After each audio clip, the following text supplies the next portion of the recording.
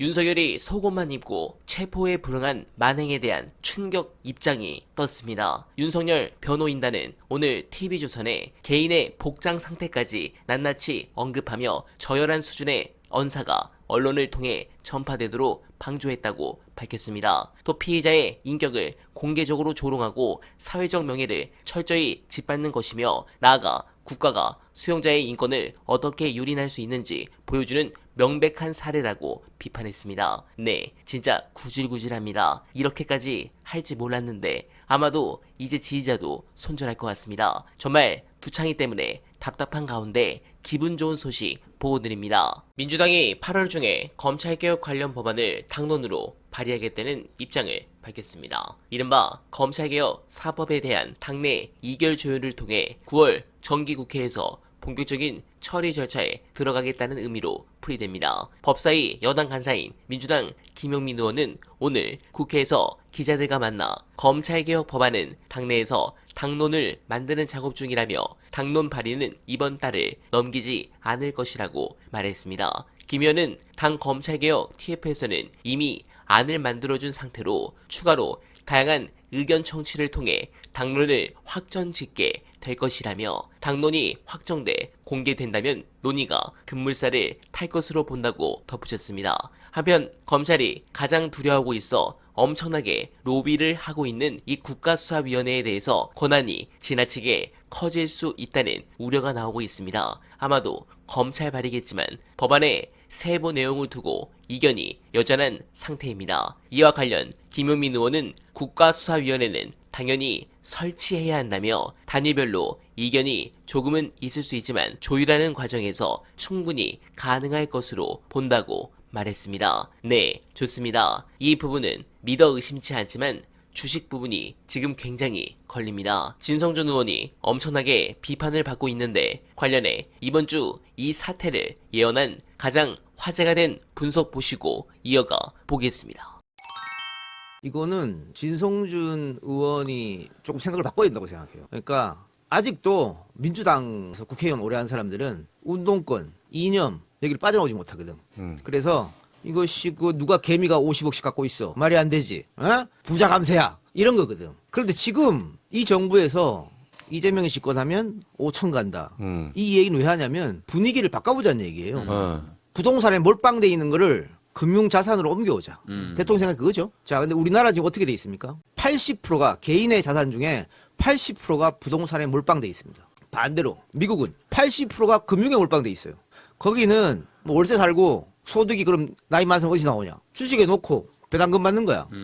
거기는 배당금을 우리처럼 1년에 한 번씩 주는 게 아니죠. 분기마다 한 번씩 줍니다. 한 달에 한 번씩 주는 데도 있어요. 그거 세 받는 그 느낌이야. 거기서 그렇게 사는 거야. 왜 그렇게 살 수 있냐? 자산이 부동산에 몰빵 안 돼 있고 금융으로 가 있으니까 그렇게 되는 게 선순환이 되는 거예요. 근데 우리는 일본도 우리처럼 이게 안 돼 있어요. 근데 우리는 하여튼 부동산에 몰빵돼 있어. 그리고 배당금 우리는 배당이 없어요. 여러분들 서학개미 운동한다고 미국에 주식 투자하신 분들 많을 텐데 거의 거기는 배당 다 주죠. 배당 다 줍니다. 거기 투자하면 배당이 다 나와요. 분기 한 번씩 배당 꼬박꼬박 나와. 조금 투자하면 뭐 한 달에 몇만 원이 나온다고. 웬만한 회사든 다 그래요. 거기는 다 배당해줘. 우리는 배당을 안 합니다. 왜 배당을 안 하냐? 일단 제가 100억을 벌었다. 우리 저 미르미디어에서. 제일 먼저 대주주가 많이 갖고 가죠. 배당 금액에 프로테이즈 따지니까. 그럼 누가 제일 많이 갖고 갑니까? 내가 제일 많이 갖고 갈 거 아니야. 그럼 내가 한 절반 50억 갖고 가. 나머지는 주주한테 나눈다 칩시다. 그런데 내가 50억 갖고 오는 순간 반을 세금으로 내야 됩니다.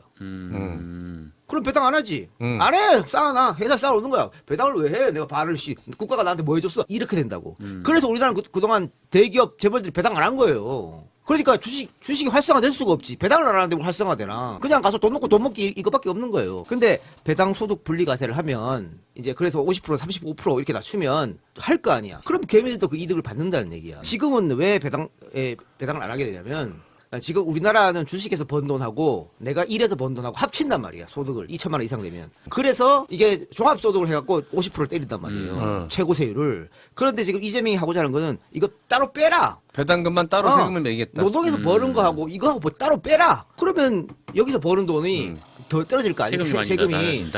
근데 이걸 또 세제를 낮추겠다 뭐 이런 얘기가 나와서 지금 물론 논란이 되는 거예요. 근데 이것도 그렇고 지금 10억하고 50억도 그런 거예요. 10억이 물론 뭐 개미들이 10억 투자한 사람 잘 없겠죠. 근데 아까 얘기했지만 이게 분위기를 잡는 거라니까요. 그리고 10억하고 50억 차이가 어디서 나냐면, 자, 10억이 대주주가 되면 연말에 어떤 현상이 일어나면 10억 다 팔지. 갖고 있는 사람이 다 팝니다. 왜? 이거 안 팔면 내가 대주주 어. 되는데 양도소득세 내야 되는데 다 현찰로 바꿔놓지. 세금 안 맞으려고. 그거 다 팔아버려요. 그냥 그 전에 팔아버려요. 그래서 이 문제가 있기 때문에 그 전에 팔아치우는 거지. 안 갖고 있고 언젠간 두드려 맞을 거니까. 그래서 원래 저 외국에는 산타렐이라고 있어요. 연말에 더 이렇게 주식이 막 네. 이렇게 되는 거야. 산타렐이라고. 그런데 우리는 그게 없어. 다 던지니까. 그래서 이거를 10억 이상 갖고 있는 개미가 없으니까 이거는 이게 아니라 분위기를 이렇게 좀 바꿔보자는 얘기예요. 그 분위기를 바꿔놓기 위해서 굳이 전 정부에 세놓던 걸 다시 바꾸실 필요 있나? 아니면 중간만 하자. 이런 얘기도 나오잖아. 그러니까 전 정부가 50억 했고 전 정부가 10억 했으니까 우리가 배당을 받을 때 거의 다 우리나라는 연말 기준이거든. 그러니까 12월 30일 그때 갖고 있으면 그때 갖고 있어야 이제 다음에 3월, 4월에 이제 배당하는 뭐 이런 거야. 그러니까 지금 대주주가 뭐냐면 그때 갖고 있으면 대주주가 되는 거잖아. 대주주가 되면 이제 세금을 뜯어맞으니까. 여러 가지 세금이 또 붙으니까. 그래서 대주주가 되기 전에 이제 팔아치운다는 거예요. 그래서 연말에 팔아치운다. 그리고 그래서 지금 이게 내가 분위기라고 말씀드렸는데 분위기 좋았잖아요. 좋아가지고 7월 이번 달 초에 예탁금 70조 정도 됐어요. 그러니까 여기 야씨 내가 넣는다이 뭐 이래. 근데 지금 7월 말이잖아요. 한 달 6조 정도 날아갔어. 최근에 날아갔어. 그 최근에. 사이에? 예? 그러니까